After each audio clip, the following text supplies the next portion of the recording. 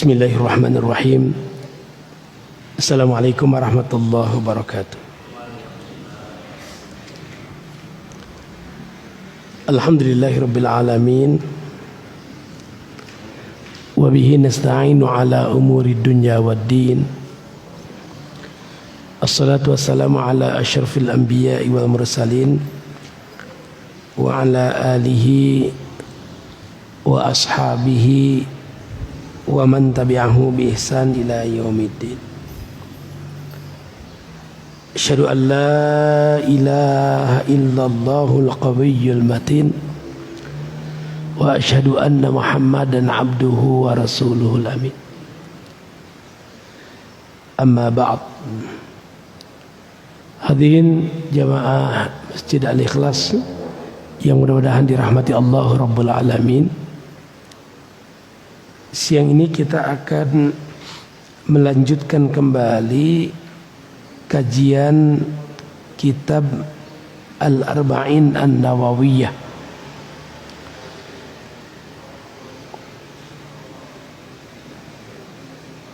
Siang ini kita memasuki hadis nomor 8. Insyaallah ada 5 hadis yang akan kita bahas pada siang ini.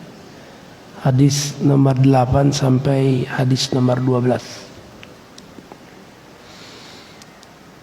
An Ibnu Umar radhiyallahu anhuma, dari Ibnu Umar, lengkapnya Abdullah bin Umar, Abdullah bin Umar bin Khattab.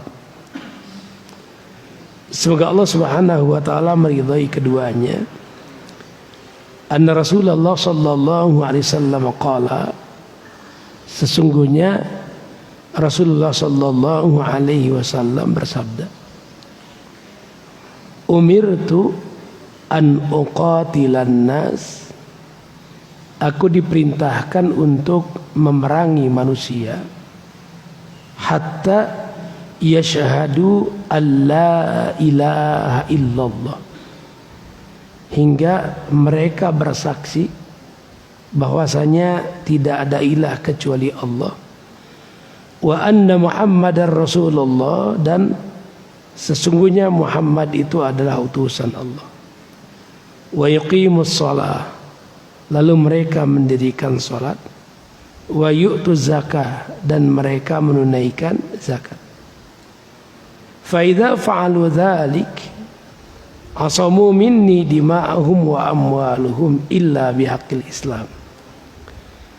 Apabila mereka melakukan semua itu, maka terjagalah mereka dariku, hartanya, darahnya maupun hartanya, illa bihaqqil Islam, kecuali dengan hak Islam. Wa hisabuhum alallahi ta'ala, dan perhitungan mereka ada pada sisi Allah Azza wa Jalla. Jamaah sekalian, hadis ini kerap kali dituding sebagai hadis yang mengajarkan tindak anarkis, karena pada bahasa di hadis ini disebutkan umirtu an uqatilan nas, aku diperintahkan untuk memerangi manusia. Nah, berarti kan ini seakan-akan maksa nih ya, maksa orang untuk masuk Islam. Padahal jamaah sekalian, untuk memahami satu hadis dengan benar, kita pun harus membaca ayat-ayat terkait, hadis-hadis terkait. Kemudian kita hubungkan dengan fakta bagaimana Rasulullah sallallahu alaihi wasallam mengimplementasikan hadis ini di lapangan.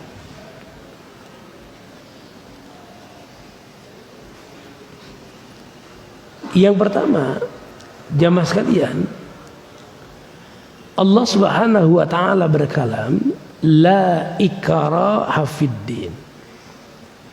Tidak ada paksaan dalam agama. Jadi tidak diperbolehkan seorang muslim itu memaksa agama lain, pemeluk agama lain untuk masuk Islam. Nah, yang diperintahkan adalah mendakwahinya. Kalau mendakwahinya iya jamaah sekalian. Dan jamaah sekalian, kalau bicara dakwah, bukan hanya sekedar kita yang ngajak mereka, mereka pun ngajak kita. Jadi seorang muslim tidak diperkenankan untuk memaksa pemeluk agama lain masuk Islam. Tapi yang diperintahkan adalah mendakwahinya. Dan kalau mendakwahinya, ini pun dilakukan oleh semua pihak.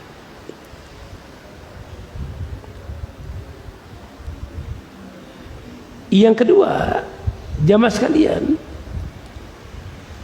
kalau bicara tentang suku, daerah, atau bahasa sekarang negara ya. Kalau dulu kan di masa Rasulullah SAW belum dikenal istilah negara. Adanya kan suku, ya, perkampungan, kawasan, wadi. Nah, tapi ada pemimpinnya. Iya, kalau sekarang kita sebut sebagai negara. Nah, di mana ada di antara negara-negara itu yang terikat perjanjian. Nah, negara-negara atau wilayah-wilayah yang terikat perjanjian, maka mereka tidak diperangi. Seperti yang disebutkan di surah At-Taubah ayat ke-29, hatta yu'tul jizyah an yadin wa hum saghirun, sampai mereka memberikan jizyah untuk tangan dan jiwa mereka dalam keadaan kerdil. Dan jizyah ini ada aturannya. Bahkan jemaah sekalian, agama yang mengatur adab berperang, adab memerangi, demikian rinci, detil, itu hanya Islam. Sampai jamaah sekalian, bagaimana perlakuan terhadap tawanan, bagaimana jaminan, detil.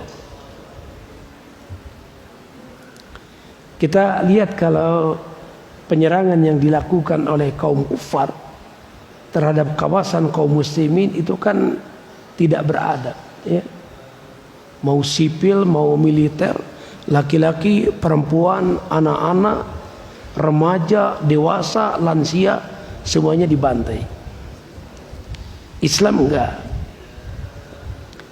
Nah, jadi jamaah sekalian, sabda Rasulullah sallallahu alaihi wasallam, umirtu an uqatilan nas. Maknanya Rasulullah sallallahu alaihi wasallam itu diperintahkan oleh Allah Azza wa Jalla untuk terus menerus, ya, melakukan qital, melakukan peperangan dalam makna yang luas, termasuk di dalamnya berdakwah. Karena hari ini jamaah sekalian, walaupun di kita, ya, di kita tidak terjadi konfrontasi fisik, tapi yang terjadi adalah perang opini, ya. Makanya ghazwah itu kan ada dua, ada ghazwul askar, ada invasi militer, ada ghazwul fikr, ada invasi pemikiran. Dan itu jauh lebih berbahaya jemaah sekalian, ya, jauh lebih berbahaya. Jadi bagaimana anak-anak muda, anak-anak remaja itu diserang, ya, diserang dengan buku, diserang dengan film, ya, diserang dengan sinetron, diserang dengan nyanyian. Serangannya banyak jemaah sekalian. Hanya karena frame di kita ya, bahwa yang dimaksud dengan perang itu perang fisik, angkat senjata. Nah, pada akhirnya kita lengah terhadap serangan-serangan pada aspek lainnya.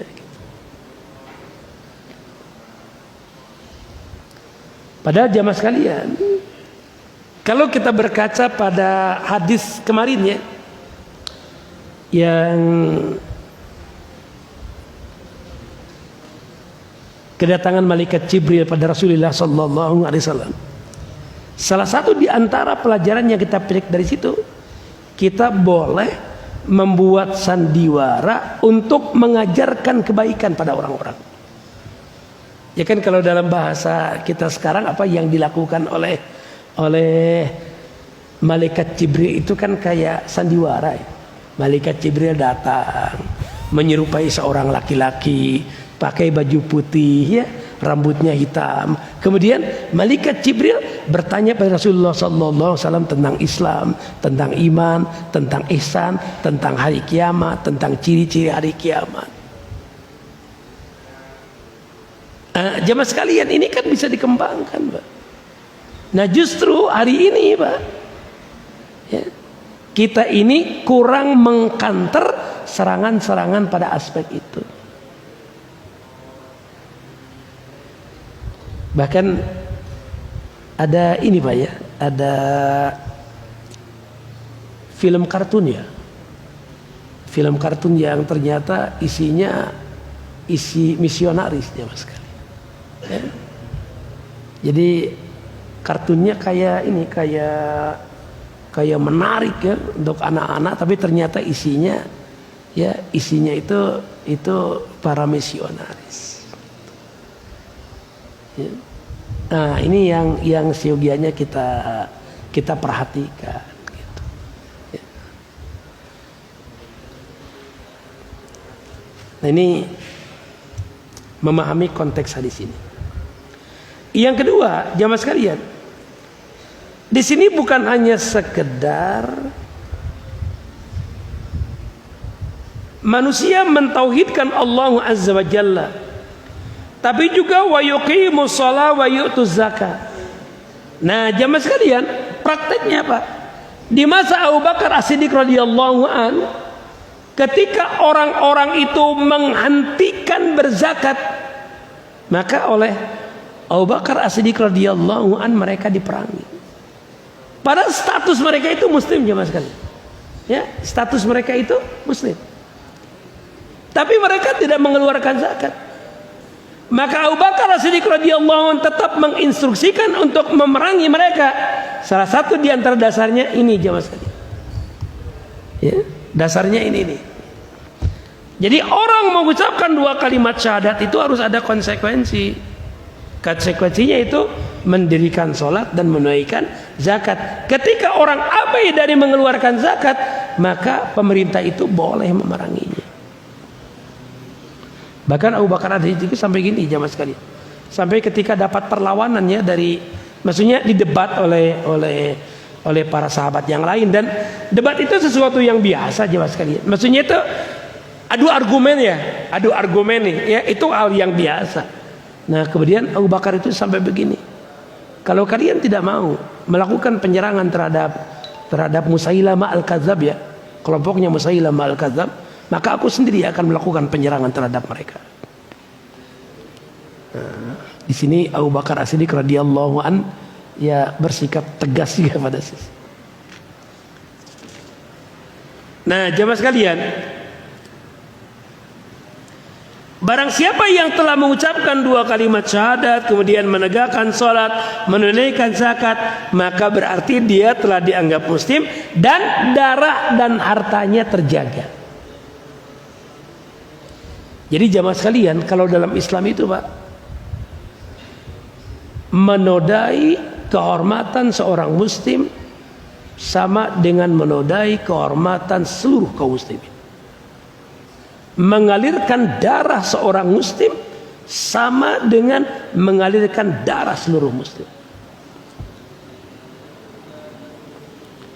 Dulu jamaah sekalian, ada, saya lupa ya tempatnya, ada seorang syarifah. Syarifah itu sebutan untuk perempuan jalur keturunan Nabi.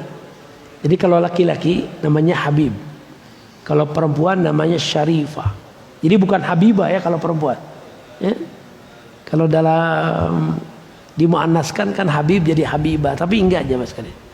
Kalau untuk keturunan Nabi namanya Syarifah. Oh saya punya tetangga Ustaz namanya Bu Syarifah. Oh kalau itu bukan nama kalau itu. Ya. Nah ini Syarifah. Nah satu ketika jamaah sekalian, ya, Syarifah ini diganggu pak oleh orang-orang kafir ya di lingkungan itu.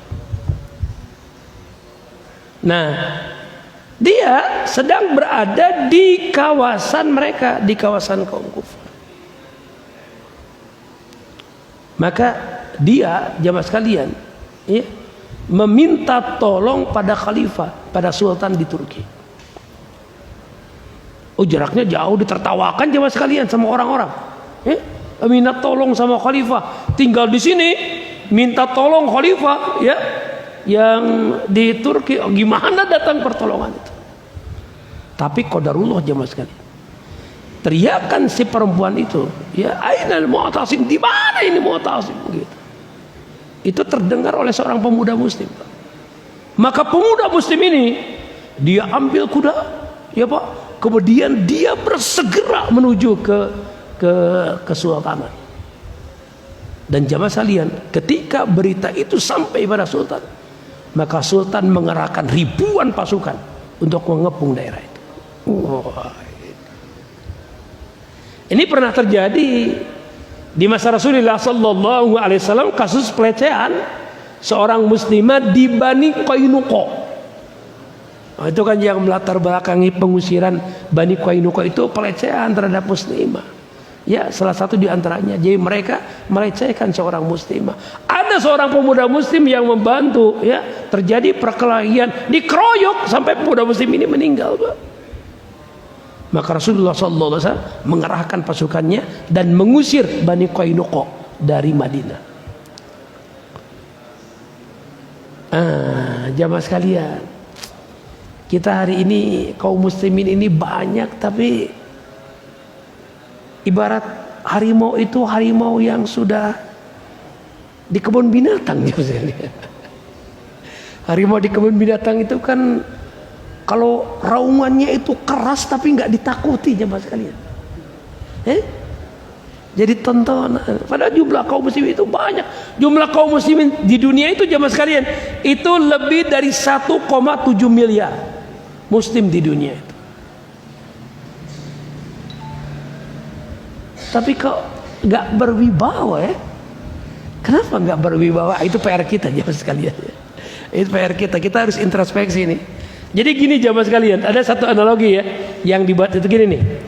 Ini muslim, ini di luar muslim nih. Kalau hari ini terlihat ini di sini, ya, terlihat ini di sini, itu bukan karena ini yang maju, tapi karena ininya yang mundur jamaah sekalian. Jadi kaum kufar itu dari dulu gitu-gitu aja jamaah sekalian. Tapi kita yang mundur nih. Kita yang mundur jadi kelihatan mereka maju. Makanya ada seorang ulama di Mesir ya pernah ditanya. Pertanyaannya jadi judul buku malah. Limadza ta'akhkharal muslimun wa limadza taqaddama ghairuhum. Mengapa kaum muslimin itu mundur dan mengapa yang di luar muslim itu kok maju? Jawabannya sama. Perbuatan yang dilakukan mereka itu sama, meninggalkan agamanya. Kalau muslim meninggalkan agamanya mundur. Di luar Islam meninggalkan agamanya maju. Ya. Jadi apa sumber peradaban kita? Bagaimana agar kita maju kembali pada agama? Karena Islam itu sumber peradaban. Islam itu sumber peradaban. Jadi kalau kita ingin maju ya kembali pada agama kita. Kembali pada agama kita. Kemudian yang kelima, penetapan hisab di hari kiamat. Setiap muslim harus mengimani bahwa dunia tidak akan habis. Betul itu ya. Akan tetapi setelah kehidupan dunia ini ada perhitungan. Nah, wa hisabuhum Allah, dan perhitungan itu di sisi Allah. Sedangkan makna hak Islam di situ kan ada ya, terjaga darahnya, hartanya kecuali dengan hak Islam. Maksudnya gini jamaah sekalian, bisa jadi ada seorang muslim tapi halal darahnya. Ketika apa? Ketika dia melakukan pelanggaran yang mengakibatkan darahnya menjadi halal. Kita ambil contoh seperti orang yang melakukan zina muhsan.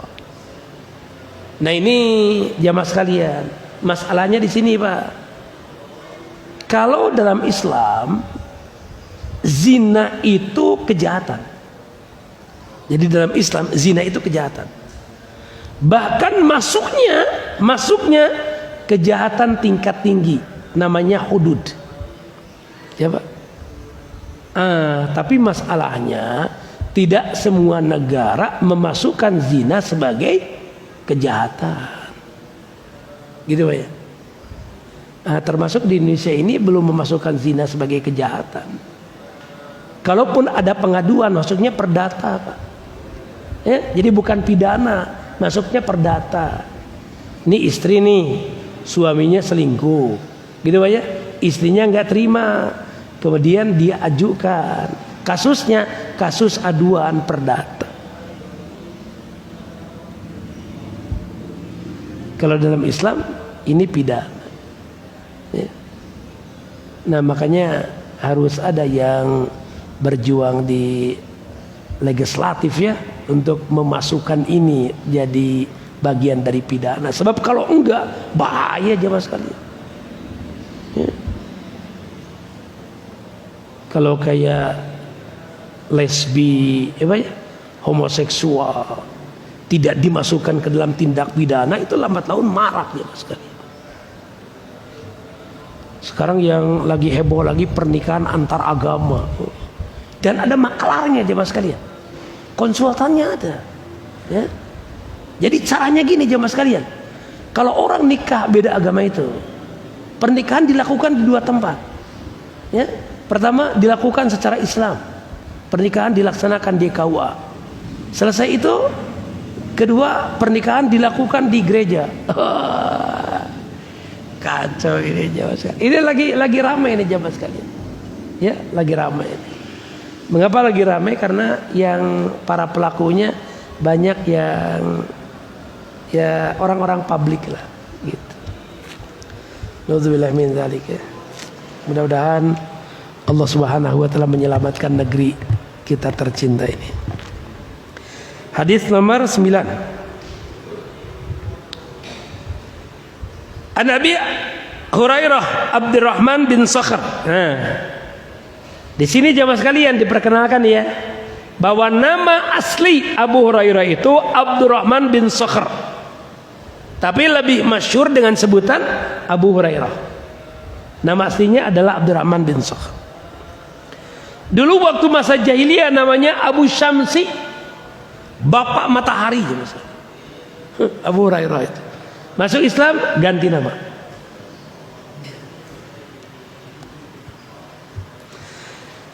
Sami'tu Rasulullah sallallahu alaihi wasallam yaqulu, saya mendengar Rasulullah sallallahu alaihi wasallam bersabda, "Ma nahaitukum anhu fajtanibu." Apa-apa yang kami larang pada kalian, tinggalkanlah. Wa ma artamukum bihi fa'tu minhu mastata'tum. Apa-apa yang aku perintahkan kepada kalian, maka lakukanlah oleh kalian sekemampuan kalian. Fa innama ahlakal ladzina min qablikum kathratu masailihim wa ikhtilafuhum ala anbiya'ihim. Sesungguhnya orang-orang sebelum kalian itu celaka karena mereka banyak bertanya dan menyelisihi para nabi mereka. Nah, jemaah sekalian, ada riwayat lain yang berisi sababul wurud. Sababul wurud itu sebab penuturan hadis. Mengapa Rasulullah sallallahu alaihi wasallam menyampaikan ini? Ternyata jamaah sekalian, awalnya ada orang yang bertanya pada Rasulullah Sallallahu Alaihi Wasallam tentang haji. Nabi itu kan sedang menyeru orang untuk menunaikan ibadah haji. Orang nanya, ya Rasul, haji itu ini tiap tahun atau sekali aja? Padahal jamaah sekalian, Rasulullah Sallallahu Alaihi Wasallam sudah menyampaikan gamblangnya. Artinya gini nih, kalau itu dilakukan tiap tahun, Nabi akan menyampaikan itu. Ya.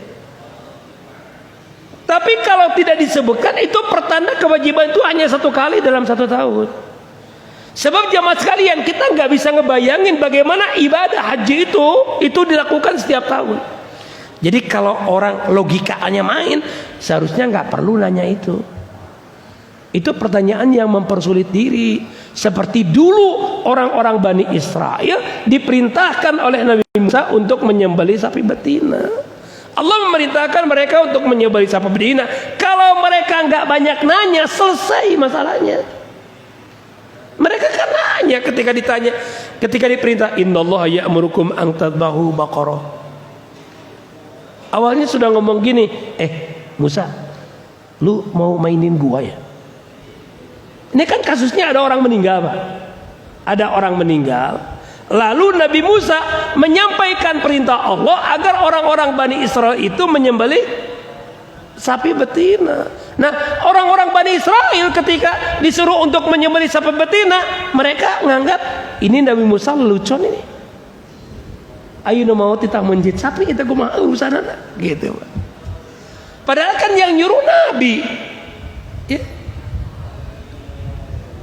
Nabi Musa berlindung kepada Allah Azza wa Jalla dari melakukan istihza, gitu, mempermainkan. Udah gitu nanya mereka, kan sudah jelas sapi betina itu, Pak. Nanya lagi, sapi betinanya itu yang kayak gimana sih? Gak jelas. Terangkan, ya, sapi betina itu faridu walabik awanum baina dzalik faf'alu ma tubarun. Cari sapi betina itu yang gak terlalu tua, gak terlalu muda, tengah-tengah di antara itu, sok kamu lakukan apa yang diperintahkan. Jelas kan? Nyari sapi yang gak terlalu tua, jangan terlalu muda, yang sedang lakukan. Dan gak dilakukan, nanya lagi, warnanya apa? Tete ngeyel tete, Pak. Malaunuha, warnanya apa aja deh. Atau dijawab safra ufaqiul launuha tasurrun nazir. Warnanya itu yang kuning tua. Berarti kalau kuning tua itu kan jadi keemas-emasan, Pak. Ya, keemas-emasan. Nah, geus mimiti kan hese eta. Betul, Pak? Iya. Susah. Ya. Nyari sapi yang kuning tua, ya susah itu, Pak. Udah gitu apa jamaah sekalian masih nanya lagi, kurang jelas nah. Akhirnya diterangkan tuh, Pak. La zalulung tisirul arda wara taskil har musallamatul la syiyata fiha. Yang belum pernah dipakai untuk membajak, yang enggak ada cacatnya. Mana ada jamaah sekalian yang kayak gitu?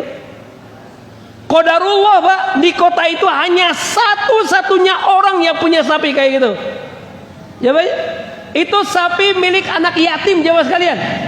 Ya, milik anak yatim, dia bagi warisan ya dengan saudara-saudaranya. Iya bungsu diricikan, Pak, ku lancek-lancekna. Mana namangan saukur diberes sapi hiji sebagai warisan orang tuanya yang kaya raya. Maka sapi yang satu itu dia pelihara jamaah sekalian. Dia pelihara sebagai warisan dari orang tuanya. Atau pugurek dibeli tak ku Bani Israil, data dibikin, Pak. Ya, nggak dibikin. Akhirnya mereka berani bayar mahal untuk beli sapi itu. Ada riwayat yang menyebutkan bahwa sapi itu jamaah sekalian harganya itu harga yang bisa ditutupi dengan lempengan emas. Jadi model jika logam mulia itu tempelkeun tah bisa nutupan sapi eta karek eta dibayarkeun ada. So, mun ayeuna sabaraha miliar eta hargana apa? Jadi jamaah sekalian, Nabi itu bukan ngelarang untuk nanya. Ya Pak ya? Karena obatnya kebodohan itu kan nanya, tapi jangan pertanyaan-pertanyaan yang menyulitkan diri. Jika mahasiswa lamun cek dosen teh cenah sok nyeun makalah lah, cenanya nyeun tulisan geus lalu bata tanya. Oh, Pak ieu teh diketik atau napi ditulis tangan? Gitu ya. Kan mempersulit diri itu.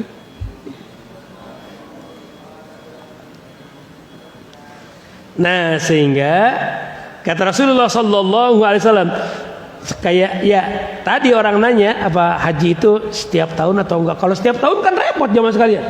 Betul enggak? Setiap tahun repot. Coba bayangkan berapa kapasitas di Saudi untuk bisa nampung kaum muslimin. Kalau tiap tahun jamaah sekalian berebut orang, oh nggak ketampung Pak. Makanya harus bergilir, gitu ya. Harus bergilir, diatur, gitu. Di sana diatur jamaah sekalian. Orang-orang yang tinggal di Mekah Madinah saja jamaah sekalian itu nggak bisa tiap tahun pergi menunaikan ibadah haji, enggak. Ada jatahnya jamaah sekalian. Ya, ada jatahnya. Setidaknya kalau kuliah di sana lah. Kalau kuliah di sana itu dapat jatah sekali. Ya, saya kuliah di sana itu dapat jatah sekali. Kecuali kalau jadi pembimbing gitu ya, jadi mutawif baru. Tapi kalau jatah dia ibadah haji itu sekali. Apalagi sekarang antriannya panjang banget jemaah sekalian. Ya, antriannya panjang banget. Ditambah lagi 2 tahun kemarin kan nggak berangkat. Ya, jadi makin bertumpuk ini jemaah sekalian.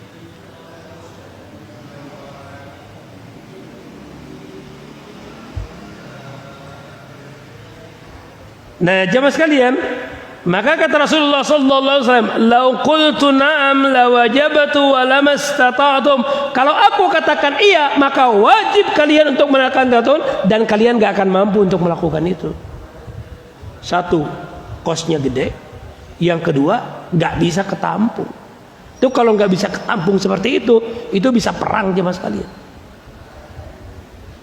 Maka kata Rasulullah SAW, "Zarni ma taraktukum fa inna ma halaka man kana qablakum bi kathrati su'alihim." Oleh karena itu biarkanlah apa-apa yang aku tinggalkan itu udah biarkan aja, nggak usah kalian nanya-nanya. Itu aja sebagai rahmat untuk kalian. Karena kecelakaan orang-orang sebelum kalian itu karena banyak nanya. Pertanyaan-pertanyaan yang menyusahkan dirinya dan menyelisihi nabinya, menyelisihi perintah nabinya.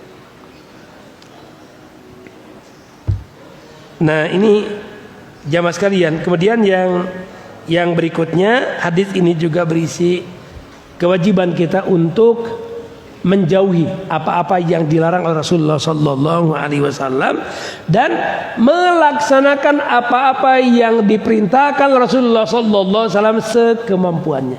Nah, jemaah sekalian, hadis inilah yang menjadi dasar adanya fungsi tasyri' dalam hadis. Jadi maksudnya gini jemaah sekalian. Ada yang perintahnya tidak tertuang dalam Al-Quranul Karim, tapi Nabi yang memerintahkan, maka sah. Ini legalnya jemaah sekalian. Contoh apa ya? Zakat fitrah. Zakat fitrah itu nggak ada dalam Al-Quran, tapi zakat fitrah wajib hukumnya. Ya, jadi salah satu di antara fungsi sunnah itu adalah bayanut tasyri'. Sunnah itu bisa juga membentuk hukum. Dan jemaah sekalian bisa jadi dalam bentuk pembatasan. Kita ambil contoh nih. Kalau bicara potong tangan, nah ini jemaah sekalian. Ini kalau bicara hukum Islam itu selalu konotasinya potong tangan, rajam. Jadi nggak difahami secara ini, nggak difahami secara komprehensif. Akhirnya yang dilihat kan bagian yang mengerikan ya jemaah sekalian. Wih, potong tangan. Gitu. Ya, jadi nggak melihat ini. Ada buku bagus jemaah sekalian beberapa tahun yang lalu ya, yang mencoba membandingkan antara negara-negara di dunia yang memberlakukan hukum Islam dengan negara-negara yang memang mereka tidak memberlakukan hukum Islam. Itu negara-negara yang memberlakukan hukum Islam itu tindak pidananya sangat kecil aja mas kalian. Kalau di negara-negara sekuler itu jemaah sekalian pembunuhan itu tiap hari pak. Amerika itu mengerikan loh pak berita pembunuhannya. Ya, berita pembunuhannya, berita tindak kriminal pidananya itu mengerikan pak. Makanya di Amerika itu pil tidur itu laku tuh, stres orang-orang itu pak. Ya. Itu polisi yang dibunuh oleh sipil itu banyak karena di sana kan senjata api itu kan bebas ya. Jualan bebas kan di sana. Oh jadi polisi yang dibunuh oleh sipil itu banyak, ngeri aja mas kalian. Pembunuhan itu tiap hari, orang yang dibunuh itu tiap hari. Justru di negara-negara yang menerapkan hukum Islam itu angka kriminalnya kecil. Nah, itu kan harusnya melihat dari sisi itu gitu ya. Jadi jangan hanya sekedar melihat potong tangannya, rajamnya. Nah contohnya aja mas kalian dalam Al-Quran kan. Kalau orang as-sariqu was-sariqatu faqtu aydiyahuma ya, pencuri laki-laki dan perempuan itu dipotong. Ada aturannya jemaah sekalian. Enggak jauh kurang nanti. Mau kadi leungeut. Tok untuk gitu. Ya ente tuh Pak. Aya prosedurna. Ya, ada prosedurnya. Tanya dulu latar belakangnya apa. Ya. Di masa Umar bin Khattab radhiyallahu anhu itu ada orang yang mencuri enggak dipotong jemaah sekalian. Setelah didengarkan kasusnya ini kenapa nih? Bahkan Umar bin Khattab radhiyallahu anhu itu menghentikan untuk sementara hukuman potongan tangan ketika terjadi krisis. Distabilkan dulu ekonominya. Nah, kan kalau gini Pak, akses untuk nyari kerja gampang, ya Pak ya. Yang nganggur di backup oleh Baitul Mal, ya Pak. Kebutuhan pokok juga gampang didapat, harganya juga murah, orang masih nyuri. Ini penyakit kan, betul gak jemaah sekalian? Ini kan penyakit berarti. Nah, kalau penyakit kayak gini harus kena sanksi. Gitu. Jadi harus melihatnya secara komprehensif, tidak parsial gitu. Ya, tidak parsial. Kalau parsial jadi salah sangka jemaah sekalian.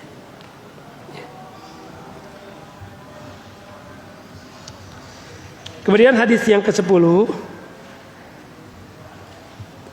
An Nabi Hurairah qala, saya lebihin dikit nggak apa-apa ya. Ini hadisnya ada 5, lebih lah mungkin 5 menitan.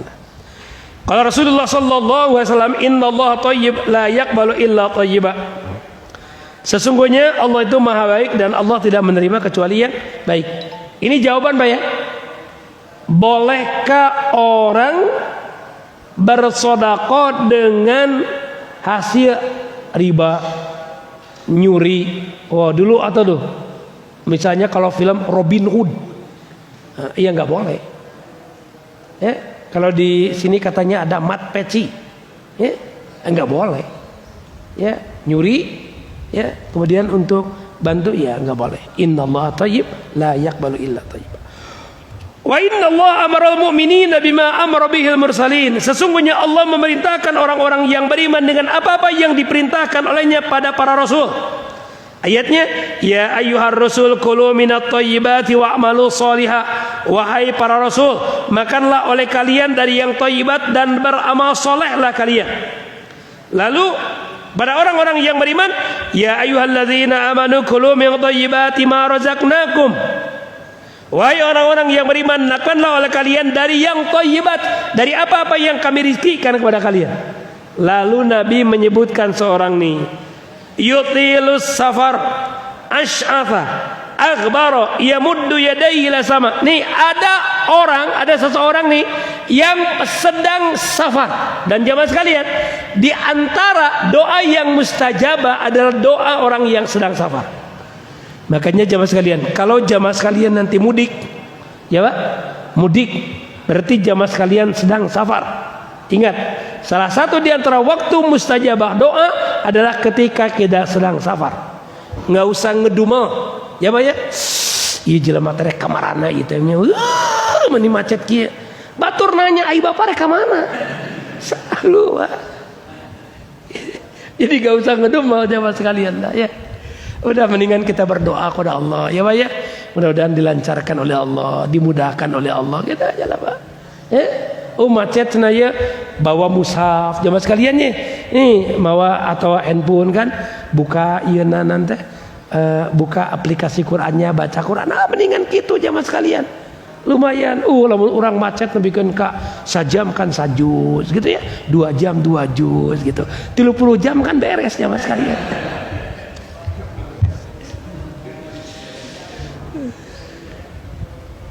Ya dimudahkan Allah, mudah-mudahan dimudahkan Allah perjalanannya gitu. Ini tahun ini kayaknya banyak yang mudiknya jamaah sekalian ya. Insyaallah ya, mudah-mudahan yang mudik dilancarkan perjalanannya lah ya. Niat silaturahimnya mudah-mudahan jadi amal soleh ya.